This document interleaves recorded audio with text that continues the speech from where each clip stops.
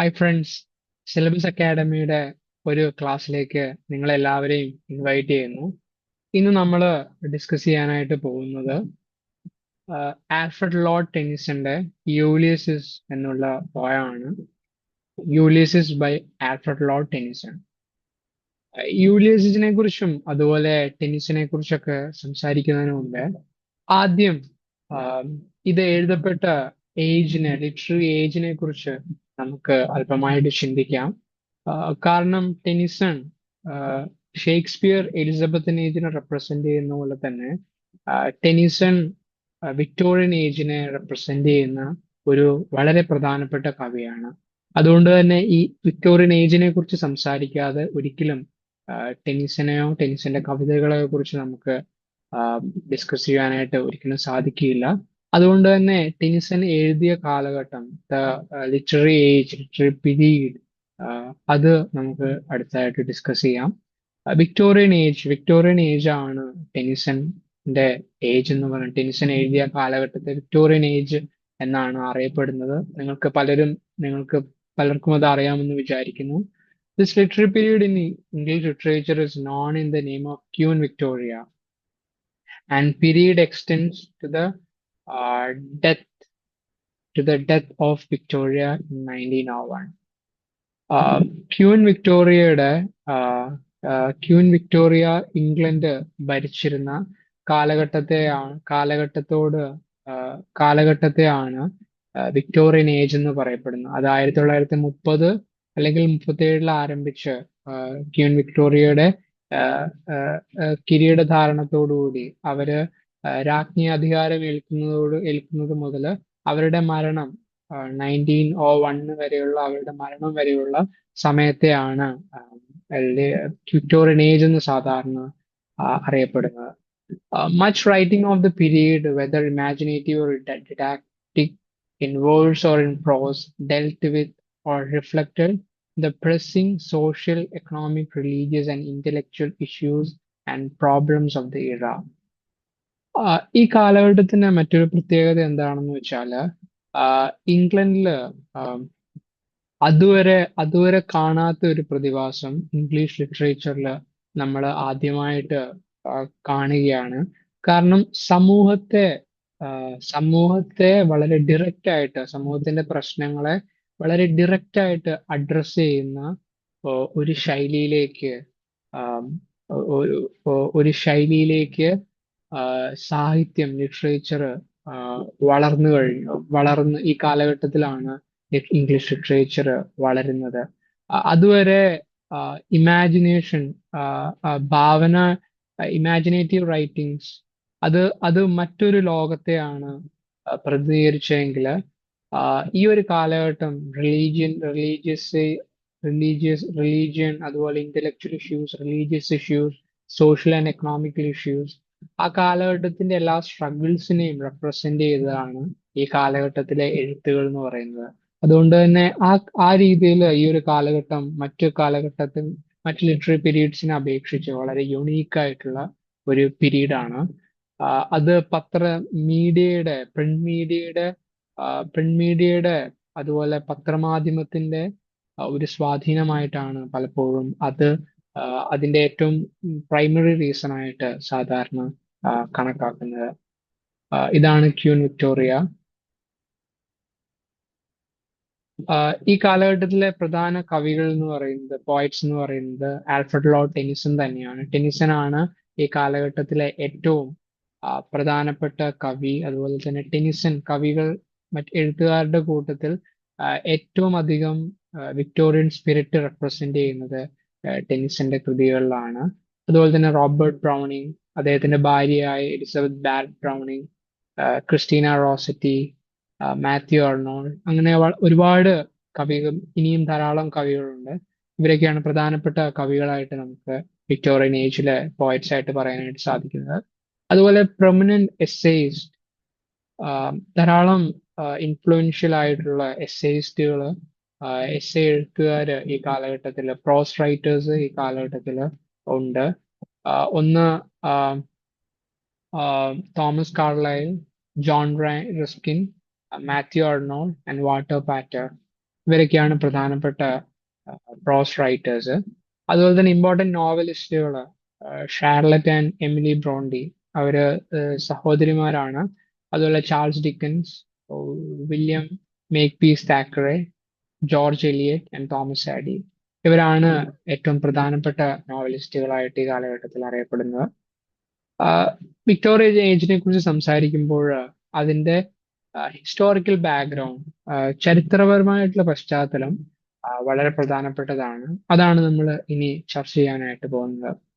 ആദ്യമായിട്ട് വിക്ടോറിയൻ ഏജിന്റെ ചരിത്ര പശ്ചാത്തലത്തെ കുറിച്ച്, ഹിസ്റ്റോറിക്കൽ ബാക്ക്ഗ്രൗണ്ടിനെ കുറിച്ച് നമ്മൾ സംസാരിക്കുമ്പോൾ ആദ്യമായിട്ട് അതിനെക്കുറിച്ച് പറയാനായിട്ട് സാധിക്കുന്ന, it was an era of peace, it had been an era of peace. സമാധാനത്തിന്റെ ഒരു കാലഘട്ടമായിരുന്നു. ഇംഗ്ലണ്ടിൽ പൊതുവെ ആഹ്, സമാധാനം ഉണ്ടായിരുന്ന ഒരു സമാധാനവും സമൃദ്ധിയും ഏറ്റവും അധികം ഇംഗ്ലണ്ടിൽ ഉണ്ടായിരുന്ന ഒരു കാലഘട്ടമാണ് വിക്ടോറിയൻ ഏജ് എന്ന് പറയുന്നത്.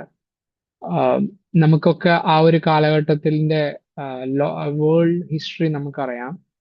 ഇംഗ്ലണ്ട് ഒരു കൊളോണിയൽ പവറായിട്ട് ലോകം മുഴുവൻ, ലോകത്തുള്ള എല്ലാ കോണ്ടിനെന്റ്സിലും അവരുടെ പ്രസൻസ് ഉണ്ടായിരുന്ന ഒരു സമയമാണ് വിക്ടോറിയൻ ഏജ് എന്ന് പറയുന്നത്. ഏകദേശം more than half of the world അവരുടെ ഭരണത്തിന്റെ കീഴിലായിരുന്നു. അതുകൊണ്ട് തന്നെ വളരെ സമൃദ്ധിയുള്ള ഒരു കാലഘട്ടമായിരുന്നു അത്.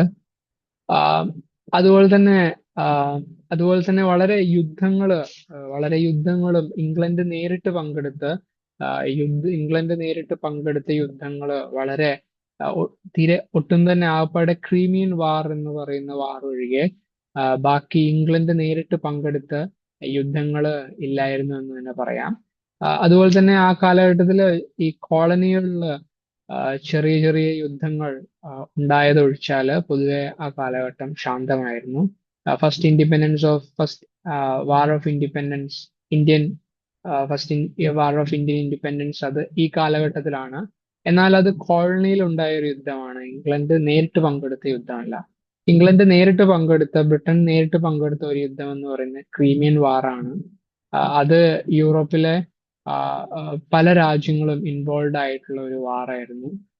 Ottoman empire, Britain, Ottoman empire, France, Sardinia, ഇവര് ഒരു അലയൻസായി നിന്ന് റഷ്യക്കും ഗ്രീസിനും എതിരെയായിരുന്നു ആ യുദ്ധം നയിച്ചത്. അതിൽ ഇംഗ്ലണ്ട് ഉൾപ്പെട്ടിരുന്ന അലയൻസ് ആണ് ആ ക്രീമിയൻ വാറിൽ ജയിച്ചത്.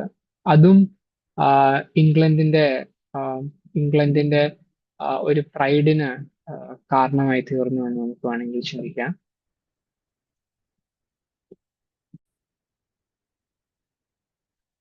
അതുപോലെ തന്നെ രണ്ടാമതായിട്ട് നമ്മൾ ഹിസ്റ്റോറിക്കൽ ബാക്ക്ഗ്രൗണ്ടിനെ കുറിച്ച് ചിന്തിക്കുമ്പോൾ രണ്ടാമതായിട്ട് നമുക്ക് ചിന്തിക്കാനായിട്ട് സാധിക്കുന്ന പ്രധാനപ്പെട്ട പോയിന്റ് എന്ന് പറയുന്നത് മെറ്റീരിയൽ ഡെവലപ്മെന്റ്സ്. ധാരാളം മെറ്റീരിയൽ ഡെവലപ്മെന്റ്സ് ഉണ്ടായിരുന്ന കാലഘട്ടമാണിത്.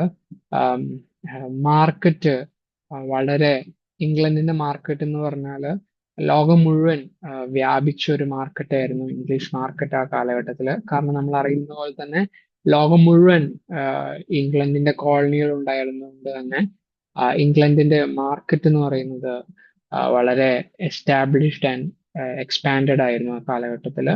അതുപോലെ തന്നെ അതുകൊണ്ട് തന്നെ ഇവിടെ നിന്ന് റോ മെറ്റീരിയൽസ്, എല്ലാ ലോകത്തിന്റെ പല ഭാഗത്തു നിന്നും റോ മെറ്റീരിയൽസ് കളക്ട് ചെയ്യുവാനും അത് ഇംഗ്ലണ്ടില് ഡിഫറെന്റ് പ്രൊഡക്ട്സ് ആയിട്ട് അത് ഫൈനൽ പ്രൊഡക്ട്സ് ആയിട്ട് മാറ്റുവാനും അത് ഈ കോളനികളിൽ തന്നെ സെയിൽ ചെയ്ത് അങ്ങനെ ധാരാളം കൊമേഴ്ഷ്യലി വളർന്ന ഒരു, എക്കണോമിക്കലി വളരെ ഗ്രോത്ത് ഉണ്ടായിരുന്ന ഒരു കാലഘട്ടമായിരുന്നു. അതുപോലെ economically Britain was the most powerful country in the world. ഈ മെറ്റീരിയൽ ഡെവലപ്മെന്റ്, ഈ കൊമേഴ്ഷ്യൽ ആൻഡ് എക്കണോമിക്കൽ ഡെവലപ്മെന്റ് ഒരു ഒരു ഒരു കൊമേഴ്ഷ്യൽ ആൻഡ് ഇൻഡസ്ട്രിയൽ റെവല്യൂഷനിലേക്കും ബ്രിട്ടനെ ആ കാലഘട്ടത്തിൽ നയിക്കുകയുണ്ടായി. Due to the great increase of available markets, there happened an industrial revolution and an immense advance in the use of mechanical devices.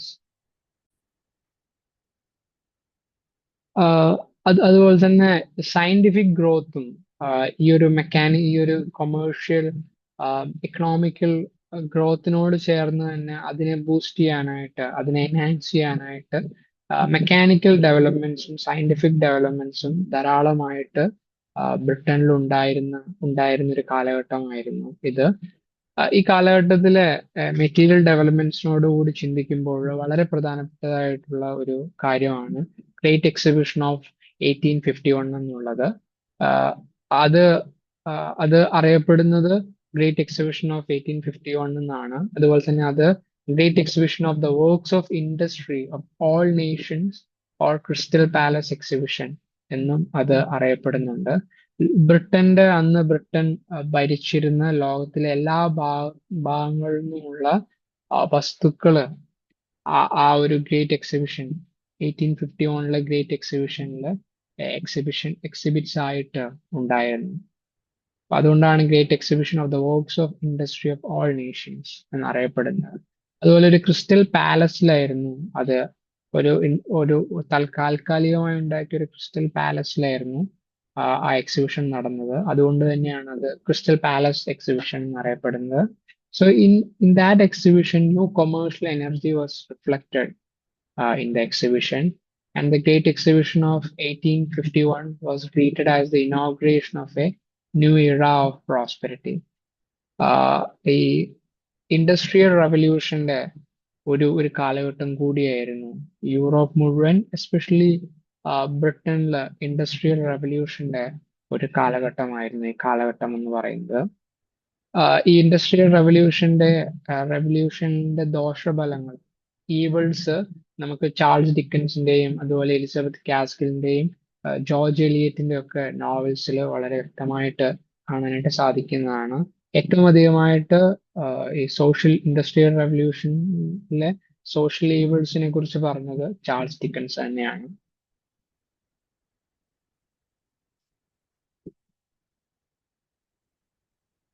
ഇതാണ് ഇതാണ് എക്സിബിഷന്റെ ചില photos ആയിട്ട് കാണാനായിട്ട് കഴിയുന്നത്. അതുപോലെ മൂന്നാമതായിട്ടുള്ള സിഗ്നിഫിക്കന്റ് ആയിട്ടുള്ള സിഗ്നിഫിക്കന്റ് ആയിട്ടുള്ള ഹിസ്റ്റോറിക്കൽ എൻഹാൻസ്മെന്റ് ഡെവലപ്മെന്റ് എന്ന് പറയുന്നത് ഇന്റലക്ച്വൽ ഡെവലപ്മെന്റ് ആയിരുന്നു. ഈ കാലഘട്ടത്തിലാണ് 1859 ചാൾസ് ഡാർവിന്റെ ഒറിജിൻ ഓഫ് സ്പീഷ്യസ് പബ്ലിഷ് ചെയ്യുന്നത്. അതുവരെ ഉണ്ടായിരുന്ന ഒരു സയന്റിഫിക് കോൺഷ്യസ്നെസ്സിനെ അല്ലെങ്കിൽ സയന്റിഫിക് അണ്ടർസ്റ്റാൻഡിങ്ങിനെ വെല്ലുവിളിച്ച് അല്ലെങ്കിൽ ഒരു അണ്ടർമൈൻ ചെയ്ത ഒരു കൃതിയായിരുന്നു on the origin of the species. അതുവരെ മനുഷ്യരും ഈ പ്രപഞ്ചവും ഭൂമിയൊക്കെ ദൈവത്താൽ സൃഷ്ടിക്കപ്പെട്ടു എന്ന് പറഞ്ഞിരുന്ന ഒരു അതുവരെ അത്രയും വർഷങ്ങളായിട്ട്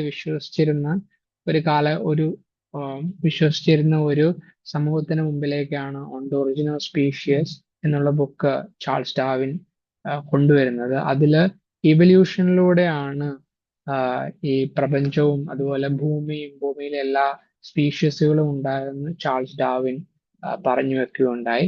അതൊരു സയന്റിഫിക് റെവല്യൂഷനിലേക്ക്, അതുവരെ ഉണ്ടായിരുന്നത് വ്യത്യസ്തമായ ഒരു സയന്റിഫിക് റെവല്യൂഷനിലേക്ക് ബ്രിട്ടനെ നയിച്ചു.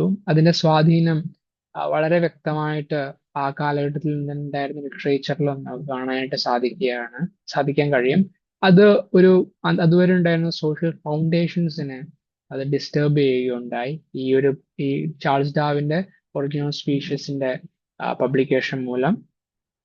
അതുപോലെ ഇന്റലക്ച്വൽ ഡെവലപ്മെന്റിൽ രണ്ടാമതായിട്ട് നമുക്ക് ചിന്തിക്കാനായിട്ട് കഴിയുന്നത് യൂട്ടിലിറ്റേറിയനിസം എന്നുള്ള ഒരു ആശയമാണ്, അല്ലെങ്കിൽ ഒരു തോട്ട് പ്രോസസ്സാണ്, ഒരു ഫിലോസഫിയാണ്. യൂട്ടിലിറ്റേറിയനിസം എന്ന് പറയുന്നത് ഒരു വസ്തുവിന്റെ മൂല്യം, വാല്യൂ എന്ന് പറയുന്നത് അത് മനുഷ്യന് എത്ര യൂട്ടിലിറ്റി, എത്ര ഉപയോഗം, എത്ര പ്രയോജനപ്പെടുന്നു എന്നതിന്റെ അടിസ്ഥാനത്തിലാണ് ഒരു വസ്തുവിന്റെ മൂല്യം, വാല്യൂ തീരുമാനിക്കാൻ കഴിയുക എന്നുള്ള ആശയമാണ് യൂട്ടിലിറ്റേറിയനിസം എന്ന് പറയുന്നത്. ഒരു മനുഷ്യനോ അല്ലെങ്കിൽ ഒരു വസ്തുവോ അതിന്റെ മൂല്യം തീരുമാനിക്കുന്നത് അത് എത്രത്തോളം ഉപയോഗം സമൂഹത്തിനും മറ്റു മനുഷ്യർക്കും എത്രത്തോളം ഉപയോഗിക്കപ്പെടുന്നു എന്നുള്ളതിന്റെ അടിസ്ഥാനത്തിലാണെന്നാണ് യൂട്ടിലിറ്റേറിയൻ പറഞ്ഞു വെച്ചത്. Herbert Spencer and Stuart Mill, John Stuart Mill, ഇവർ രണ്ടുപേരുമാണ് അതിന്റെ അവരുടെ എഴുത്തുകളിലാണ് അത് ഏറ്റവും അധികമായിട്ട് അവരാണ് ഇതിന്റെ അഡ്വക്കേറ്റ്സ് എന്ന് പറയുന്നത്. So it was a social and political theory.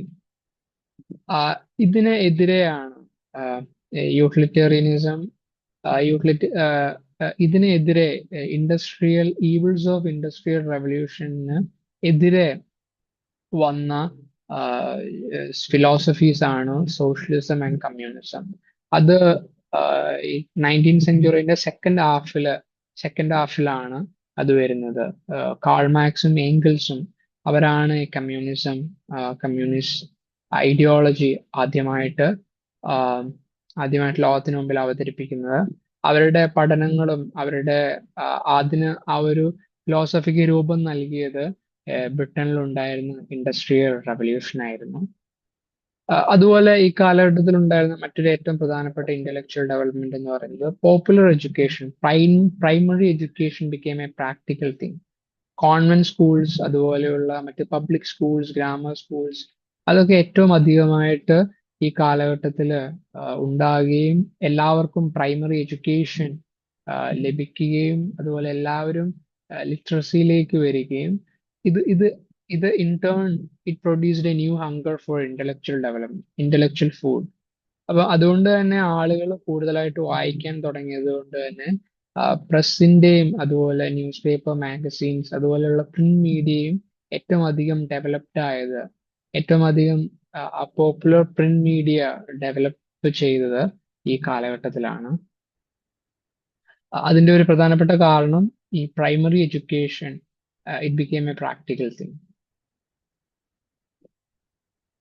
ഇതുവരെ നമ്മൾ കണ്ടത് ഈ കാലഘട്ടത്തിലെ historical features of Victorian age ആണ്. ഇനി നമ്മൾ എന്തുകൊണ്ടാണ് historical features of Victorian age പറയാനായിട്ടുണ്ടായ കാരണം എന്ന് പറഞ്ഞാല് historical features can be directly seen in the writings of the period. അതുകൊണ്ടാണ് ഹിസ്റ്റോറിക്കൽ ആയിട്ടുള്ള എല്ലാ പുതിയ ഡെവലപ്മെന്റ്സും അതേപോലെ തന്നെ എഴുത്തുകാർ അവരുടെ എഴുത്തുകൾ അഡ്രസ് ചെയ്യാനായിട്ട് വിക്ടോറിയൻ ഏജിൽ ശ്രമിച്ചിരുന്നു. അത് ഒരു യുണീക്ക് ആയിട്ടുള്ള അങ്ങനെ direct representation of society and social developments. അത് വളരെ ഒരു നോവലായിട്ടുള്ള പുതിയതായിട്ടുള്ള ഒരു യുണീക്കായിട്ടുള്ള അതുവരെ ഉണ്ടായിരുന്ന വളരെ യുണീക്കായിട്ടുള്ള ഒരു ഫിനോമിനൻ ആയിരുന്നു ഇൻ ഇംഗ്ലീഷ് ലിറ്ററേച്ചർ. ഒന്നാമതായിട്ട് literary features of the age എന്ന് പറയുന്നത് നമുക്ക് ഒന്നാമതായിട്ട് ചിന്തിക്കാനായിട്ട് സാധിക്കുന്നത് വിക്ടോറിയൻ മൊറാലിറ്റി ആണ്. The age is known for extreme respect for the conventions. ഈ Victorian age it's known for morality and conventions. ഒരു സാമ്പ്രദായികമായിട്ടുള്ള അല്ലെങ്കിൽ പാരമ്പര്യപരമായിട്ട് അതുവരെ ഫോളോ ചെയ്തിരുന്ന എല്ലാ കാര്യങ്ങളെയും ഏറ്റവും റെസ്പെക്റ്റോടുകൂടി കണ്ടിരുന്നതും അതിനനുസരിച്ച് മാത്രം എല്ലാം അത് ലിറ്റററി പ്രൊഡക്ഷൻ ആണെങ്കിലും ആർട്ടിസ്റ്റിക് പ്രൊഡക്ഷൻ ഒക്കെ ആണെങ്കിലും അതിനനുസരിച്ച് ഒരിക്കലും ആ ഒരു മൊറാലിറ്റിയെ ഡിസ്റ്റർബ് ചെയ്യാനായിട്ട് അധികം എഴുത്തുകളും പുസ്തകങ്ങളൊന്നും ശ്രമിച്ചിരുന്നില്ല. വളരെ റയറായിട്ട് മാത്രമേ അത് സംഭവിച്ചിട്ടുണ്ടായിരുന്നുള്ളൂ. It's known as the age of conventions. വളരെ ഒരു എക്സാമ്പിൾ പറയാനായിട്ട് സാധിക്കുന്നത് സ്ത്രീകള് ഒരിക്കലും സൈക്കിള് അങ്ങനെ സൈക്കിള് ഓടിക്കുന്നത് ആ കാലഘട്ടത്തില് അത് ഒരിക്കലും മാന്യതയായിട്ട് കണ്ടിരുന്നില്ല. അതുപോലെ ആ കാലഘട്ടത്തിൽ ഉണ്ടായിരുന്ന ഡ്രസ്സിങ് ഒക്കെ it all represented the morality of that age. പിന്നെയുള്ളത് ദ റിവോൾട്ട് ആണ്. ആ, ഈ ഒരു വിക്ടോറിയൻ മൊറാലിറ്റിക്കെതിരെ റിവോൾട്ട് ചെയ്ത ചില റൈറ്റേഴ്സ് ഉണ്ട്. അവര് റിവോൾട്ട് ചെയ്തു എന്ന് പറഞ്ഞാലും വളരെ സറ്റിൽ ആയിട്ടാണ്, അവരുടെ ഇൻഡയറക്റ്റ് ആയിട്ടാണ് അവരുടെ എഴുത്തുകളിലൂടെ അവര് ഈ ഒരു കൺവെൻഷൻസിന് ഈ ഒരു ഡെഡനിങ് ഇഫക്ട്സ് ഓഫ് ഈ നെഗറ്റീവ് ഇഫക്ട്സ് ഓഫ് ദ കൺവെൻഷൻസിനെതിരെ ഇൻഡയറക്റ്റ് ആയിട്ട് അവരുടെ എഴുത്തുകളിലൂടെ റിവോൾട്ട് ചെയ്യാനായിട്ട് ധാരാളം എഴുത്തുകാര് ശ്രമിച്ചിരുന്നു. അതിൽ ഏറ്റവും പ്രധാനപ്പെട്ടത് തോമസ് കാർലൈലും Matthew Arnold, William Thackeray, Robert and Elizabeth Browning, Thomas Hardy. So they tried to reveal the hypocrisy of Victorian society. മൂന്നാമതായിട്ട് intellectual literary features of the literary ഏജിൽ നമുക്ക് കാണാനായിട്ട് സാധിക്കുന്നത് ഇന്റലക്ച്വൽ ഡെവലപ്മെന്റ് ആണ്. ഈ ഏജിന്റെ ഇന്റലക്ച്വൽ ഡെവലപ്മെന്റ് അത് ഒന്നാമതായിട്ട് നമുക്ക് ചിന്തിക്കാനായിട്ട് സാധിക്കുന്നത് the literary products were inevitably affected by the new ideas in science, religion and politics. Charles ഡാർവിന്റെ on the origin of species അത് അതുവരെ ഉണ്ടായിരുന്ന ഒരു ഫണ്ടമെന്റൽ സയന്റിഫിക് ആൻഡ് റിലീജിയസ് തോട്ടിനെ കംപ്ലീറ്റ്ലി വെല്ലുവിളിച്ചൊരു പുസ്തകമായിരുന്നു. അത് അന്നത്തെ ഒരു അതുവരെ ഉണ്ടായിരുന്ന ഒരു ആളുകളുടെ ഒരു ഫൗണ്ടേഷണൽ ബിലീഫ്സിനെ വെല്ലുവിളിച്ച കൃതിയായിരുന്നു. അപ്പം ഈ ഒരു സയന്റിഫിക് തോട്ടും അതുപോലെ റിലീജിയസ് തോട്ടും ബിലീഫ്സും തമ്മിലുള്ള ഒരു കോൺട്രഡിക്ഷൻ, അല്ലെങ്കിൽ അത് തമ്മിലുള്ളൊരു സ്ട്രഗിള് ആ കാലഘട്ടത്തിൽ ഉണ്ടായിരുന്ന എഴുത്തുകളിൽ നമുക്ക് കാണാനായിട്ട് സാധിക്കും. ഇതിൽ ഏറ്റവും പ്രധാനപ്പെട്ടതായിട്ട് ഈ ഒരു struggle between science and religion, ആ ഒരു ടെൻഷൻ സ്ട്രഗിള് നമുക്ക് ഏറ്റവും പ്രധാനപ്പെട്ടതായിട്ട് കാണുന്നത് ടെനിസന്റെ ഇൻ മെമ്മോറിയം എന്നുള്ള പോയത്തിലും മാത്യു അർണോൾഡിന്റെ കവിതകളിലുമാണ്. മാത്യു അർണോൾഡിന്റെ കവിതകളിൽ അത് ഏറ്റവും അധികമായിട്ട് റിഫ്ലക്ട് ചെയ്യുന്നത് ഡോവർ ബീച്ച് എന്നുള്ള അദ്ദേഹത്തിന്റെ ഒരു കവിതയിലാണ്. അതുപോലെ തന്നെ രണ്ടാമതായിട്ട് ഇന്റലക്ച്വൽ മൂവ്മെന്റിൽ നമ്മൾ ചിന്തിക്കുമ്പോൾ ഓക്സ്ഫോർഡ് മൂവ്മെന്റ് ആണ് നമുക്ക് കാണാനായിട്ട് സാധിക്കുന്നത്. So in religious and ethical thought this movement was the most significant. ഒരു റിലീജിയസ് മൂവ്മെന്റ് ആണ് ഓക്സ്ഫോർഡ് മൂവ്മെന്റ് എന്ന് പറയുന്നത്. അത് ബ്രിട്ടന്റെ ഒഫീഷ്യൽ റിലീജിയൻ അല്ലെങ്കിൽ റിലീജിയൻ ഓർ ചേർച്ച് ആയിട്ടുള്ള ചേർച്ച് ഓഫ് ഇംഗ്ലണ്ടിന് എതിരെ ഓക്സ്ഫോർഡ് യൂണിവേഴ്സിറ്റിയിലെ ചില യങ് തിങ്കേഴ്സ്, യങ് സ്കോളേഴ്സ് അവര് സംഘടിച്ച് നടത്തിയ റിവോൾട്ടാണ് ഓക്സ്ഫോർഡ് മൂവ്മെന്റ് എന്ന് പറയുന്നത്. അതിൽ ഏറ്റവും പ്രധാനപ്പെട്ടത് ജോൺ ഹെൻറി ന്യൂമാൻ ആണ്. ജോൺ ഹെൻറി ന്യൂമാനുമായിട്ടാണ് ഓക്സ്ഫോർഡ് മൂവ്മെന്റ് എപ്പോഴും കണക്റ്റഡ് ആയിരിക്കുന്നത്. അദ്ദേഹം 1845 ചേർച്ച് ഓഫ് ഇംഗ്ലണ്ടിൽ നിന്ന് അദ്ദേഹം റോമൻ കാത്തലിക് ചേർച്ചിലേക്ക് കൺവേർട്ട് ചെയ്യുകയുണ്ടായി. പിന്നീട് അദ്ദേഹം ബിഷപ്പും and he became a cardinal also. അതുപോലെ തന്നെ നാലാമതായിട്ട് ലിറ്റററി ഫീച്ചേഴ്സ് ഓഫ് ദ ഏജിനെ കുറിച്ച് ചിന്തിക്കുമ്പോൾ നമുക്ക് കാണാനായിട്ട് സാധിക്കുന്നത് റിഫോംസ് ഇൻ എഡ്യൂക്കേഷൻ ആണ്. നമ്മൾ മുന്നേ കണ്ടു, because of the educational acts, the primary education became a practical thing. അതുകൊണ്ട് തന്നെ ഒരു ലിറ്ററസി വളരെ കൂടിയതുകൊണ്ട് റീഡിംഗ് പബ്ലിക്കും അതിനനുസരിച്ച് വളരെ കൂടുകയും അത് ഒരു വായനയ്ക്ക് വേണ്ടിയുള്ള ഒരു ദാഹം, വായിക്കുവാനായിട്ട് കൂടുതൽ ഇന്നോവേറ്റീവ് ആയിട്ടുള്ള മെറ്റീരിയൽസിന് വേണ്ടിയുള്ള ഒരു അന്വേഷണവും ആഗ്രഹവും ആ ഒരു കാലഘട്ടത്തിൽ കാണാനായിട്ട് സാധിക്കുമായിരുന്നു. അത് ഈ റീഡിംഗ് പബ്ലിക്, ഒരു റീഡിംഗ് എന്ന് പറയുന്നത് ഒരു സമൂഹത്തിലെ വളരെ ഉയർന്ന ഒരു സ്ട്രാറ്റയിലുള്ള ആൾക്കാരിൽ നിന്ന് മാറി എവ്രിബഡി സ്റ്റാർട്ടഡ് റീഡിങ്.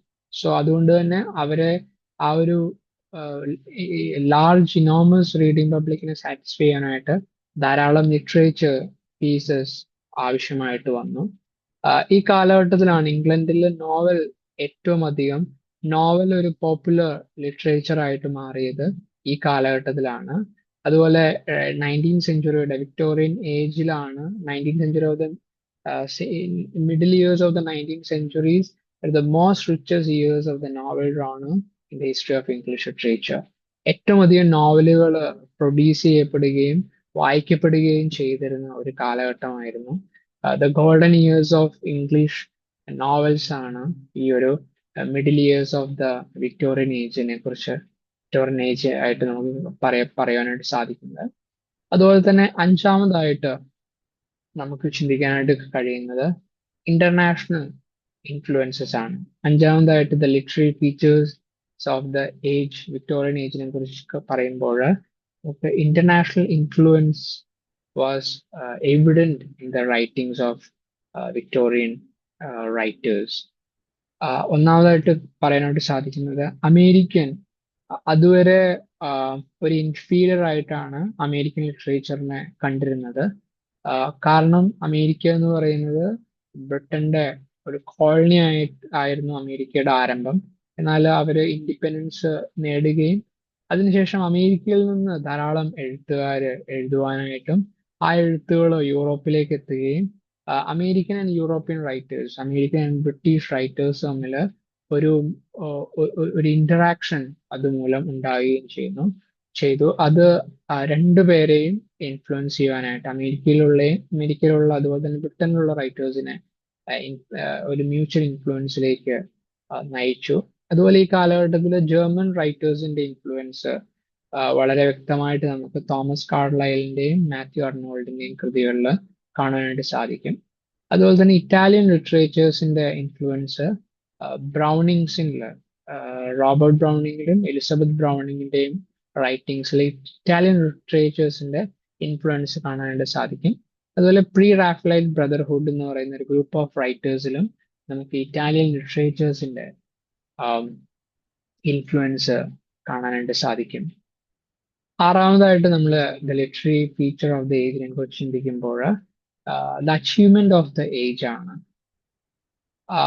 വളരെ അധികം ലിറ്റററി പ്രൊഡക്ഷൻ ഉണ്ടായിരുന്നിട്ടും ഒരു സുപ്രീം റൈറ്റർ ആ കാലഘട്ടത്തിൽ ഉണ്ടായില്ല. ഷേക്സ്പിയറിനെ പോലെ, മിൽട്ടനെ പോലെ, ഷെല്ലിയെ പോലെയൊക്കെ ഒരു വലിയ സുപ്രീം റൈറ്റർ, ഏജിനെ റെപ്രസെന്റ് ചെയ്യുന്ന ഒരു സോൾലി റെപ്രസെന്റ് ചെയ്യുന്ന ഒരു റൈറ്റർ ആ കാലഘട്ടത്തിൽ ഉണ്ടായില്ല. അതിന്റെ കാരണം എന്ന് പറയുന്നത് ഒരുപാട് എഴുത്തുകാർ, ഇമ്മൻസ് ലിറ്റററി പ്രൊഡക്ഷൻ പോലെ തന്നെ large amount of literary figures were also there.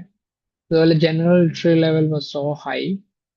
ഈ കാലഘട്ടത്തിൽ പുതിയ intellectual horizons, noble endeavours and bright aspirations in the history of English literature. കോളനീസിൽ നിന്നുള്ള ലിറ്ററേച്ചേഴ്സിനെ വെൽക്കം ചെയ്യുകയും അത് പഠിക്കുകയും അതുപോലെ അതുകൊണ്ട് തന്നെ ഒരു search for new things, new literature pieces, new styles, അല്ലെങ്കിൽ ന്യൂ തിങ്സ്, അതുപോലെ വളരെ translate new literatures from other languages, അതൊക്കെ ഇൻടു ഇംഗ്ലീഷ്, അതൊക്കെ വളരെ കൂടിയ ഒരു പുതിയ കാര്യങ്ങൾക്ക് വേണ്ടിയുള്ള അന്വേഷണവും നമുക്ക് ഈ കാലഘട്ടത്തിൽ വളരെ കൂടുതലായിട്ട് കാണാനായിട്ട് സാധിക്കുന്ന ഒരു കാര്യമാണ്.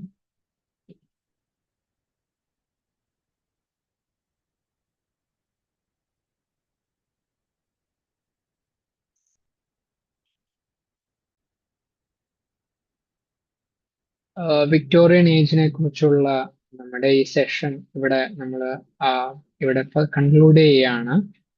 ഇത് യൂലിയസിസ്, ആൽഫ്രഡ് ലോ ടെന്നീസിന്റെ യൂലിയസിനെ കുറിച്ചാണ് നമ്മൾ പ്രധാനമായിട്ട് സംസാരിക്കാനായിട്ട് പോകുന്നത്. അതിനുള്ള ഒരു ഇൻട്രൊഡക്ഷൻ ആയിരുന്നു ഇതുവരെ നമ്മൾ കണ്ടത്. അത് പ്രൊഡ്യൂസ് ചെയ്ത ഏജിനെ കുറിച്ചാണ്, അല്ലെങ്കിൽ അതിന്റെ റൈറ്റർ ആയിട്ടുള്ള ആൽഫ്രഡ് ലോ ടെന്നിസൺ ജീവിച്ചിരുന്ന, അദ്ദേഹം ഇന്ററാക്ട് ചെയ്ത കാലഘട്ടമായിട്ടുള്ള വിക്ടോറിയൻ ഏജിനെ കുറിച്ചാണ് നമ്മൾ ഇതുവരെ കണ്ടത്.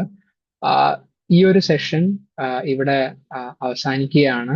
ഇതിനുശേഷം നമുക്ക് ആൽഫ്രഡ് ലോർഡ് യൂലിയസിന്റെ റൈറ്റർ ആയിട്ടുള്ള ആൽഫ്രഡ് ലോർഡ് ടെന്നിസനെയും അതിനുശേഷം യൂലിയസിസ് എന്നുള്ള കവിതയും വളരെ ഡീറ്റെയിൽ ആയിട്ട് ചിന്തിക്കാം. ഇപ്പം എല്ലാവർക്കും നന്ദി പറയുന്നു. Thank you.